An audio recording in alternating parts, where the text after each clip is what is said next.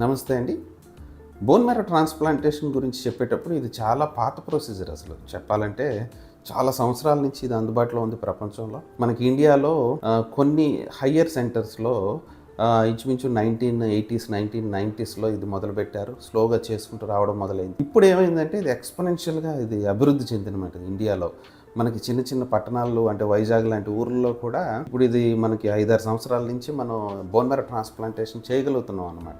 So అంత విధానం ఇప్పుడు ఇండియాలో డెవలప్ అయింది. సో ఇప్పుడు కామన్ ప్రొసీజర్ అయిపోయిందనమాట. ఇప్పుడు మనకు వైజాగ్, ఆంధ్రప్రదేశ్‌లో బోన్ మ్యారో ట్రాన్స్‌ప్లాంటేషన్ అనేది. సో ఈ బోన్ మ్యారో ట్రాన్స్‌ప్లాంటేషన్‌లో కొత్త విధానాలు ఏమైనా వచ్చాయా? పాత విధానాలు కాకుండా అంటే చాలా వచ్చాయన్నమాట. సో ఇందులో మనం half match transplantation, matched unrelated donor transplantation ఇలాంటివి వచ్చాయి. ఎప్పుడైతే డోనర్ అవైలబిలిటీ లేదో ఇలాంటివి యూజ్ చేస్తూ ఉంటాం అనమాట.